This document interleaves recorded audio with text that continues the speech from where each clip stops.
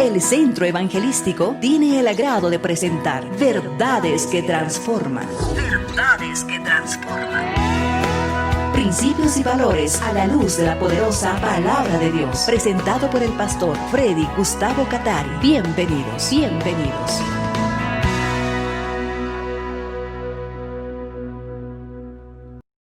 Tu amor, tu misericordia, tu compasión son eternos, son gloriosos.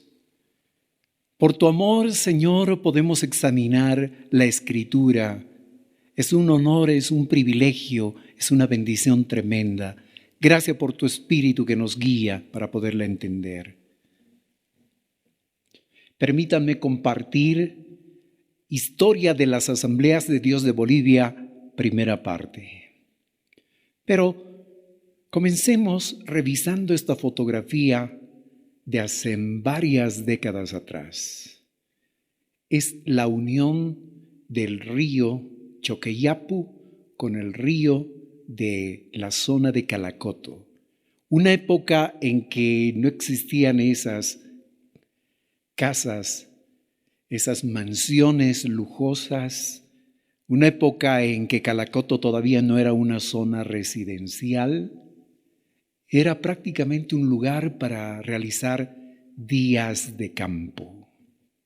Historia de las Asambleas de Dios de Bolivia, parte 1. Examinando la Escritura, vamos a ver que en Marcos 16 dice esto. Tiempo después, Jesús se apareció en otra forma a 2 de sus discípulos, que iban caminando desde Jerusalén hacia el campo.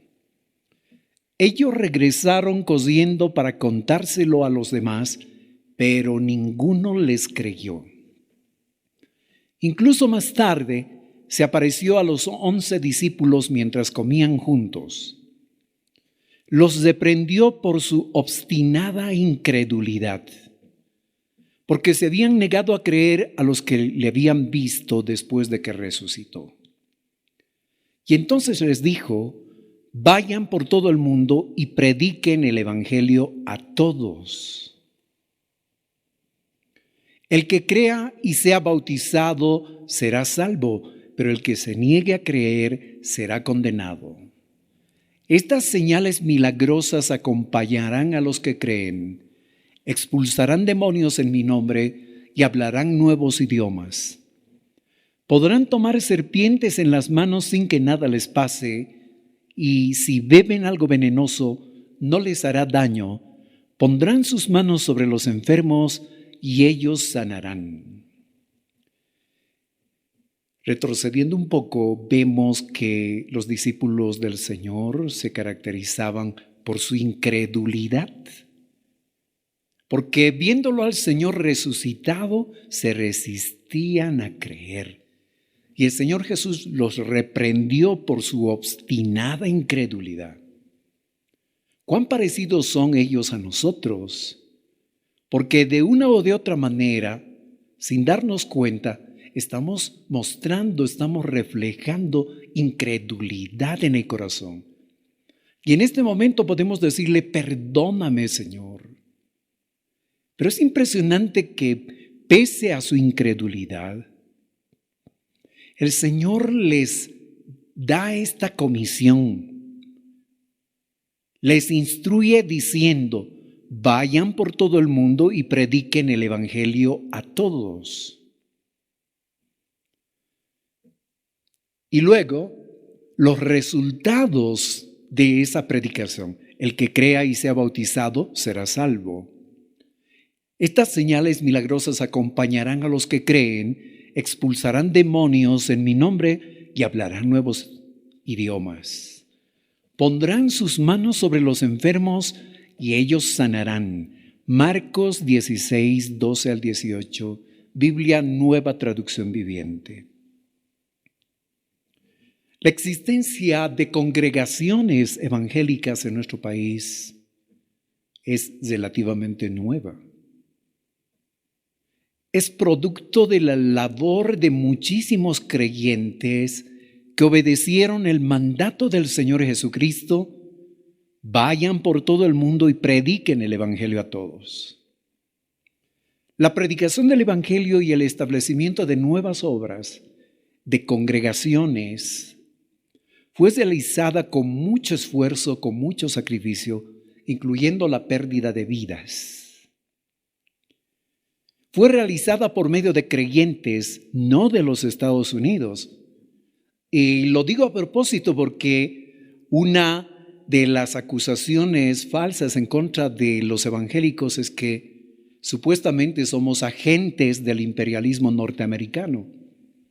Pero recordemos que históricamente no fueron misioneros norteamericanos los primeros en llegar a nuestro país. Fueron misioneros europeos. El establecimiento de la obra de Dios en Bolivia no fue carente de peligros, de amenazas, de muerte. Al revisar la historia de la iglesia cristiana en Bolivia, vamos a ser inspirados para reafirmarnos en la fe, especialmente en este tiempo en que necesitamos reafirmarnos en la fe. Tenemos que estar listos para nuestra labor de atletas, de obreros, de soldados, de labradores que siembran la semilla, pero también cosechan el producto de esa siembra. Necesitamos en este tiempo recordar estas labores a las que Dios nos ha llamado a nosotros. Así que repasar la historia de la iglesia cristiana va a reafirmar nuestra fe y también nos va a permitir realinear nuestra labor en la obra de Dios para proyectarnos al futuro con paso seguro. Comencemos con 1878. Los hermanos de la Iglesia Evangélica Metodista ingresaron a Bolivia y realizaron una importante labor social, médica y educativa para introducir el Evangelio. Producto de esta labor fue, por ejemplo, la Clínica Americana o el Hospital Metodista, conocida más tradicionalmente como la Clínica Americana, el Instituto Americano, por ejemplo. Fueron estrategias utilizadas por los metodistas para poder introducir el Evangelio en una época muy difícil, en una época donde estaba prohibido predicar el Evangelio.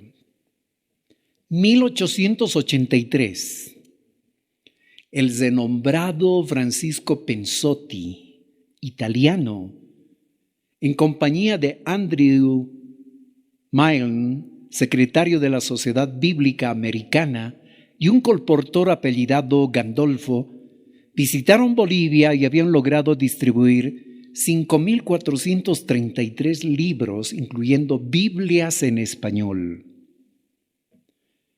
1895, entre el 5 y 6 de julio, William Payne, acompañado de su esposa, su pequeña hija y un guía, ingresa a Bolivia con un cargamento de Biblias en español. 6 mulas cargadas de Biblias. Al distribuirlas en la ciudad de Sucre, surgieron en las casas pequeños grupos de lectores de la Biblia. Tenemos aquí en la imagen la fotografía de este gran pionero irlandés, un colportor, un distribuidor de Biblias, que realizó su viaje cabalgando y a pie en compañía de su esposa y de su pequeña hija. Ahora, en Sucre, en esas reuniones privadas de estudio bíblico, 2 jóvenes abogados se convirtieron. Pero ante la distribución de las escrituras, el vicario católico se enojó muchísimo e hizo decomisar la única caja de Biblias que le quedaba a Payne. El argumento era que lo que distribuía Payne eran Biblias falsificadas. Por lo tanto, comisionaron a 2 personas para que revisaran estas Biblias, supuestamente falsificadas. Un sacerdote romano, un sacerdote católico y un comerciante fueron delegados para examinar las Biblias. Luego de revisarlas, presentaron el reporte. No eran Biblias falsas, pero sí les faltaban los libros apócrifos. Payne, en esa ocasión en la ciudad de Sucre, fue arrestado porque, curiosamente, la Constitución Política del Estado de Bolivia establecía que la única religión permitida en este territorio era la católica. Toda otra confesión, todo otro culto estaba proscrito. Por otro lado, recordemos que el índice de la Contrarreforma, es decir, el listado de libros prohibidos desde el Vaticano, prohibía la lectura de Biblias que no estuvieran escritas en latín. Curiosa esta prohibición, ¿verdad? Pero son capítulos tristes de la historia, son detalles que necesitamos recordar, que necesitamos conocer, para que comprendamos cuán complicado y cuán difícil fue ingresar con el Evangelio, con la palabra de Dios a nuestro país. Debemos recordar también que las misas eran dadas en latín. Solo los religiosos cantaban y también en latín. El sacerdote realizaba toda la liturgia, cada detalle del programa de la misa, también en latín. Lo que importaba era escuchar misa, y hasta hoy escuchamos precisamente esa frase: fui a escuchar misa. ¿Pero qué aprendiste? No sé, bueno, creo que habló de esto. El énfasis era escuchar misa. Y por otro lado, comer la carne y beber la sangre de Cristo en la Eucaristía. En 1896, los bautistas canadienses inician una labor educativa y social con Archibald Rickey en la ciudad de Oruro. La labor de este misionero destaca por su énfasis en lo educativo y en lo social, y por supuesto acompañando la predicación del Evangelio. También en 1896, forzado por las circunstancias, por la persecución, Payne sale de Sucre y llega a Oruro, donde se entrevista con el misionero Rickey, un irlandés y un canadiense, conversando sobre la obra de Dios en Bolivia, sobre las complicaciones, las dificultades. Payne proporciona Biblias a los habitantes de la ciudad de Oruro y también llega hasta la ciudad de La Paz. Cuenta el mismo Payne de que podía ver con asombro y con mucha alegría a la gente de la ciudad de La Paz sentada en las bancas después de recibir las Biblias, examinando, leyendo ávidamente el contenido de la palabra de Dios. Habían oído hablar de la Biblia. Sabían que había una Biblia en latín en cada templo católico, pero nunca habían tenido acceso a la lectura y tener una Biblia en sus manos. 1898, William Payne visitó Bolivia por segunda vez y llega a Sucre también por segunda vez el 30 de junio de ese año. Y se presenta acompañado de un abogado ante la Corte de Justicia para reclamar su cargamento de Biblias, es decir, la última cajita que había dejado y que le habían decomisado en aquella oportunidad de 1895. Y quedó asombrado de que solo quedaba prácticamente nada, muy pocas Biblias. Y es que abogados, procuradores, empleados se habían interesado en las Biblias y habían efectuado una especie de autodistribución y, por supuesto, la correspondiente lectura. La gente había comenzado a leer la Biblia.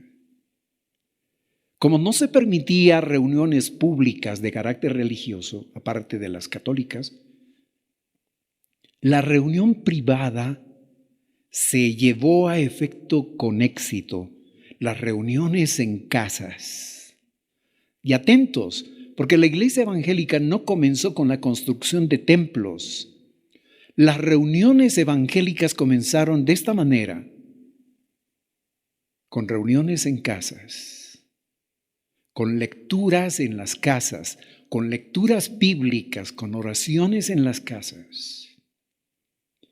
El énfasis no era cantar mucho, puesto que los misioneros apenas tuvieron tiempo para poder enseñar unos cuantos cánticos.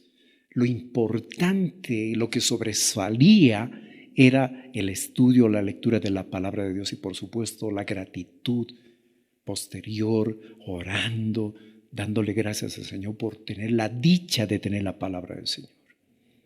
Hoy tenemos acceso a las Biblias y aprovecho la ocasión para preguntarte cuánto valoras el hecho de tener la Escritura. Una porción de la Escritura en tu biblioteca, y puede ser que tengas varias Biblias y tienes acceso a través de tu computadora y otros medios, incluyendo por medio de tu celular. ¿Cuánto valor le das a la Escritura? ¿La estás examinando? ¿La estás estudiando? ¿Procuras entenderla? ¿La obedeces? Año 1900, William Payne realiza su tercer viaje y también llega a Sucre. Interesante la perseverancia de este siervo de Dios. Él podía haber dicho, hay mucha persecución, ya tuve 2 problemas en Sucre, pues aquí ya no voy más, ya no. Pero en 1900, el 17 de marzo, llega otra vez. Después de casi un mes de viaje, alquiló una casa y se estableció. Se puso en acción visitando casa por casa a quienes habían recibido en sus anteriores viajes la palabra de Dios, las Biblias y Nuevos Testamentos. En esta ocasión, yendo casa por casa, distribuyó literatura, dejó más evangelios, buscó a los conocidos, invitó a que asistieran a escuchar más del evangelio. Y la misma gente decía, por favor, misionero, puede visitarnos, porque hay algunas partes de la Biblia que no las comprendo. Venga, por favor, queda usted invitado. Compártanos, explíquenos. La reunión para las enseñanzas del evangelio tenía que hacerse en casas, porque había una prohibición legal, persistía la prohibición. Pero, ¿y Dios qué estaba haciendo? Podría uno decir, pues muchísimo. Enseguida compartiremos cómo las puertas fueron abriéndose de la manera que uno menos podría pensar en aquella época. Una lección valiosa que tenemos nosotros hoy, perseverar, sembrar con la esperanza de que la semilla de la palabra de Dios dará fruto en algún momento. Enfermeras, médicos cristianos, soldados, guardias y mucha otra gente que está sirviendo en sitios de alto riesgo en este tiempo, invocan el nombre de Dios. Qué bueno que estos cristianos estén orando con ellos, dirigiéndoles en oración, enseñándoles y compartiendo una porción de la Escritura. 1, 2 versículos. Ten por seguro que esa palabra dará fruto para la gloria de Dios. Tenemos aquí en esta imagen un medio para transportar Biblias en la época de William Payne. Ahora, en este tercer viaje, por la influencia del párroco de la ciudad de Sucre, Paine otra vez compareció ante un juez y él, valientemente acompañado de su abogado, realiza una defensa ante las autoridades, desde el punto de vista legal, pero también desde el punto de vista bíblico. Dos componentes importantísimos, porque ahí estaban frente a Paine legisladores que se daban cuenta que muchas leyes que habían sido establecidas en el país, en la República de Bolivia, eran nada más ni nada menos que injustas y eran contrarias al ejercicio de los derechos fundamentales del ser humano. Esta defensa ante las autoridades y el arzobispo de Sucre significó una potente defensa de la libertad, de la conciencia del ser humano. Dios no estaba con los brazos cruzados. Utilizó estos incidentes para que el movimiento para la modificación del artículo 2 de la Constitución Política del Estado de la República de Bolivia sea modificada unos pocos años después y haya apertura para el Evangelio. Era como si Dios estuviera diciendo, y en efecto estaba diciéndoles a los misioneros y a los primeros creyentes evangélicos de Bolivia, no desesperen, continúen orando, continúen esperando, porque yo estoy obrando, yo estoy abriendo puertas. Y aun cuando las leyes de este país establecen que está prohibido que se predique mi palabra, yo estoy obrando. No dejen de hacer lo que les he mandado. Prosigan, perseveren. Y este es el mensaje también que Dios te da ahora. Cuando tu fe quiere desmayar, cuando tu fe la sientes como que empequeñeciéndose, puedes acercarte con humildad al Señor y decirle: auxilio, socorro, aumenta mi fe, voy a proseguir, voy a continuar, voy a perseverar. 1902, William Paine, habiendo distribuido Biblias en varios lugares como Oruro y La Paz, llega a Cochabamba, distribuye material bíblico, Biblias, Nuevos Testamentos y porciones de la Escritura. Otra vez, los mismos resultados que en La Paz, en Oruro y en Sucre. La gente recibía la Biblia y comenzaba a leer con hambre, con avidez, para poder saciar hambre espiritual, sed de la palabra de Dios, de la presencia de nuestro Señor. Finalmente, William Paine logra establecer una congregación en la ciudad de Cochabamba. Pero en septiembre, una gran cantidad de pobladores y gente dedicada a lo delincuencial, incitada por religiosos. Impresionante, pero así fue. Y lo registran las páginas de los periódicos de Cochabamba y de otros de nuestro país. Porque este fue un impacto, fue una noticia que impactó el corazón, la sensibilidad de los bolivianos en septiembre de 1902. Pues estas personas atacaron el local donde se reunía Paine con los hermanos cochabambinos. Destruyeron lo que encontraron a su paso y quemaron el local y los muebles, con peligro para Paine y varios cristianos. Doña Adela Zamudio, famosa poetisa, al día siguiente publicó, como producto de este acto tan terrible, su famosísimo poema Quo Vadis. Y cuando vuelvas a leer este poema que muchas veces lo hemos revisado en colegio, vas a poder entender por qué es que la poetisa escribe como escribe.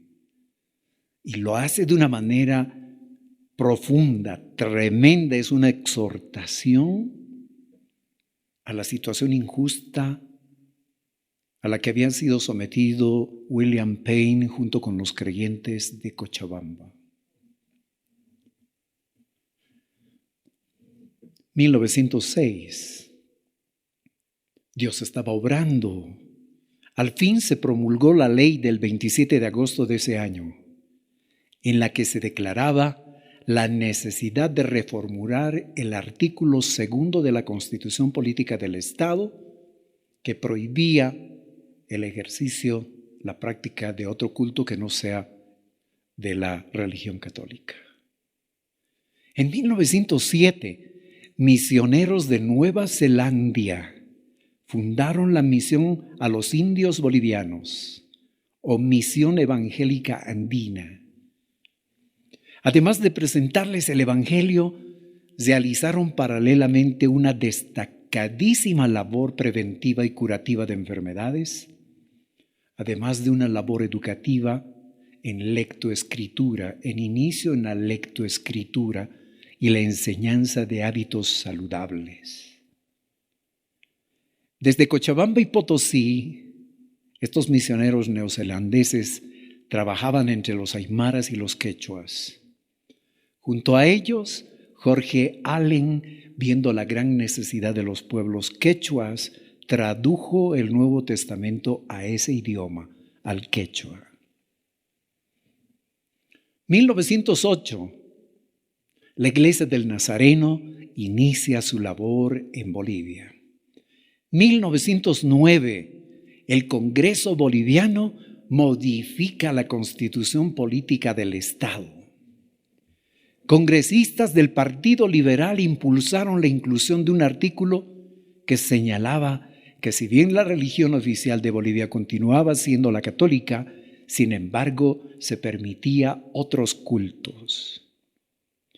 Esto posibilitó que las puertas para la predicación, la enseñanza del Evangelio se abriera mucho más.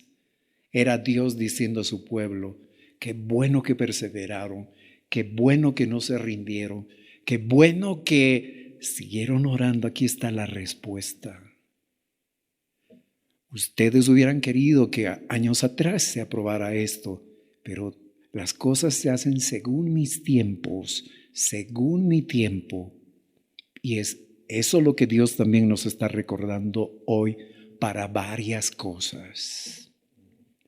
Pero pese a ese cambio constitucional, la intolerancia, el desprecio y otros sentimientos, actitudes y conductas en contra de los evangélicos persistieron. Pero en medio de esa realidad, Dios seguía manifestando su amor, su gracia y su misericordia hacia los bolivianos, impulsando a los creyentes para que sigan predicando la palabra de Dios. Pero toquemos ahora respecto a los primeros pentecostales.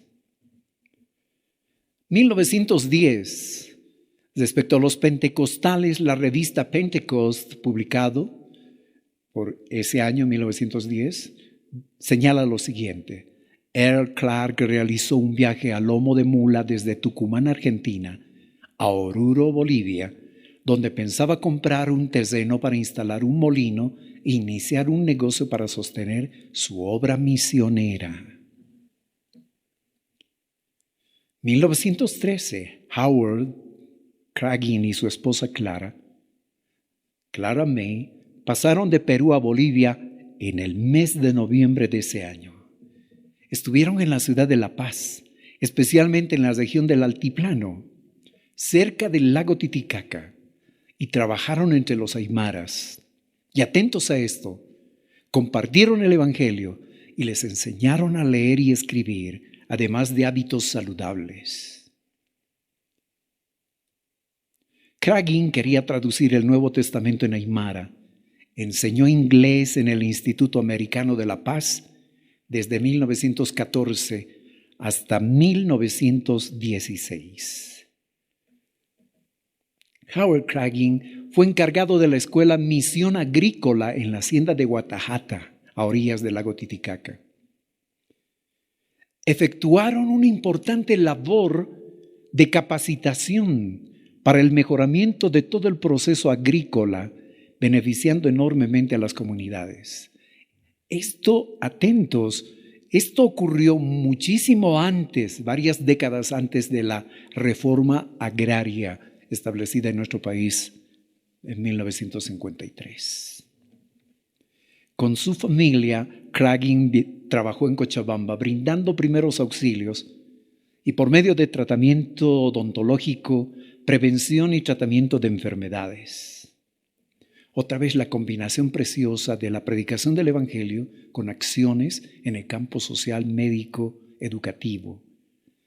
Recibieron el refuerzo de Chester Manning, su madre Catherine Cragging, Pablo Cragging, hermano menor de Howard, su hermana Elena Cragging y el esposo de ella, Fer Vandeman.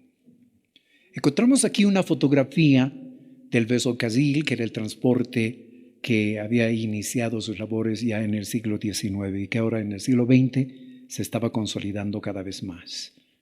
Catherine, los Vandeman y Pablo fueron unos 125 kilómetros de Cochabamba y trabajaron entre los quechuas de la zona montañosa. Nuevamente, además de enseñar y predicar el Evangelio, destacaron su labor educativa, médica y social realizada en estas comunidades. Escribieron que su grupo parecía ser de los primeros pentecostales en Bolivia. Entre 1914 y 1917, Chester Manning se dedicó al colportaje, es decir, a la distribución de material bíblico y a la obra misionera entre los de habla hispana de Santa Cruz. Estos pioneros trabajaron por el espacio de 4 años en nuestro país. El matrimonio Cragging con su pequeña hija nacida en Bolivia regresó al país del Ecuador en agosto de 1917. Los Vandeman volvieron a su tierra con problemas de salud. Catherine Cragging y el joven Pablo también fueron a los Estados Unidos, donde continuaron sus estudios y su labor impulsando la obra de Dios. En 1920 los pentecostales suecos enviaron sus primeros misioneros. Gustavo Flood vino a Bolivia en canoa desde Brasil, pasó por Santa Cruz y comenzó la obra en Cochabamba.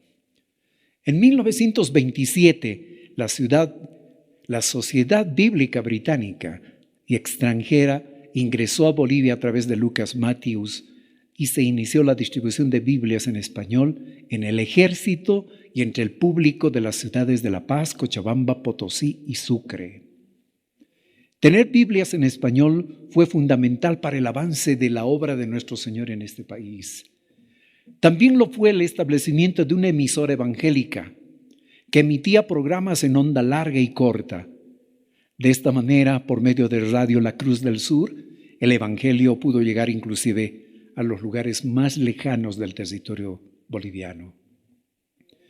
La radiofonía cristiana desde sus inicios fue un factor primordial para la enseñanza de valores, principios, hábitos y un nuevo estilo de vida de acuerdo con el Evangelio de nuestro Señor Jesucristo. El contacto radiofónico fue fundamental para que la obra de Dios se consolidara. La inclusión de programas, prédicas, enseñanzas y música en los idiomas nativos posibilitó la preparación de muchas personas para ser salvadas por nuestro Señor y llegar a ser discípulos, además de obreros. Entre 1930 y 1940, Flood volvió a Santa Cruz para proseguir su labor. Por razones que se desconocen, salió de Bolivia hacia Argentina, dejando a unos pocos creyentes sin pastor, pero con esta recomendación: tienen que orar que el Señor les envíe un obrero. 1943, Astrid Jansen llegó a Santa Cruz, quedándose poco tiempo, porque tenía la impresión de que el llamado del Señor incluía buscar a las tribus de las orillas del río Pilcomayo, cerca de Villamontes, para hablarles sobre las buenas noticias acerca de Jesucristo. Pero ya para terminar, ¿por qué fue necesaria la llegada de misioneros evangélicos si los bolivianos eran ya católicos y se suponía que conocían a Dios, que conocían la Biblia? ¿Por qué fue necesaria la llegada de los misioneros? Porque, hablando honestamente, con los religiosos católicos había llegado a América el catolicismo, pero no el Evangelio de Jesucristo. Número 2, los religiosos enseñaron el catecismo, pero no la palabra de Dios. Número 3, los bolivianos necesitaban reconocer a Jesucristo como Señor y único Salvador, aspecto que no hicieron los religiosos católicos.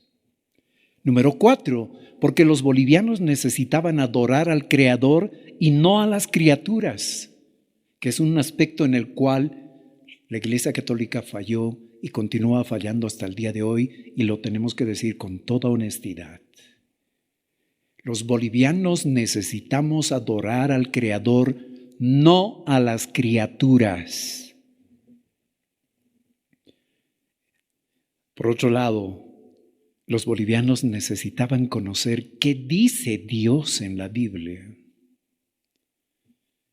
Características de la labor de los misioneros de esta primera etapa. En resumen, obedecieron al mandato del Señor de ir y anunciar el Evangelio. Número 2, su labor fue realizada con mucho esfuerzo, con sacrificio personal y familiar. Número 3, en ciudades como Sucre, Oruro, La Paz y Cochabamba, surgieron en las casas pequeños grupos de lectores de la Biblia. No era posible construir templos evangélicos todavía. En el área rural realizaron labor social, médica y educativa. Enseñaron hábitos saludables a la gente que evangelizaban. Efectuaron también una destacable labor preventiva y curativa de enfermedades, además de enseñar a leer y escribir. Pese a la intolerancia, la persecución, el desprecio y otros sentimientos, actitudes y conductas adversas, los pioneros persistieron en su labor. Nuestro desafío para hoy: obedezcamos también el mandato del Señor de ir y predicar el Evangelio. Prediquemos primero en nuestra casa, entre los que están perdidos en nuestra casa y cerca de nuestra casa. Utilicemos estrategias creativas para que la gente reconozca a Jesucristo como su único Señor y único Salvador. Establezcamos sitios donde la gente adore al Creador y no a las criaturas. Discipulemos a la gente para que la palabra de Dios y el poder del Espíritu Santo transforme su mente, su forma de pensar, sus actitudes, su estilo de vida, aspecto que beneficiará a su familia y a la sociedad en su conjunto. Impulsemos todo tipo de acciones para la transformación positiva de una sociedad cada vez más necesitada. Agachemos nuestra cabeza. Señor, muchas gracias por el ejemplo de estos siervos, de estos ministros que obedecieron tu llamado pese a que conocían el costo alto que esto iba a significar. Danos la dicha y la bendición de también imitar su actitud y su conducta. Ayúdanos y bendícenos a ser los testigos de hoy que pueden ser utilizados por tu mano poderosa para llegar con tu palabra a mucha gente necesitada. Rendimos nuestras vidas a ti, Señor. Si alguno de los que están viendo, escuchando este mensaje, reconoce que ha estado adorando a las criaturas y no al Creador, en este momento dile: Señor, perdón, me rindo a ti, me entrego a ti, solo a ti te voy a adorar, porque solo tú eres Dios. Ayúdame a aprender de tu palabra y ponerla en práctica. En el nombre de Jesús. Amén. El Centro Evangelístico tuvo el agrado de presentar Verdades que Transforman. Verdades que Transforman. Esperando que hayan sido bendecidos, les invitamos para la siguiente emisión.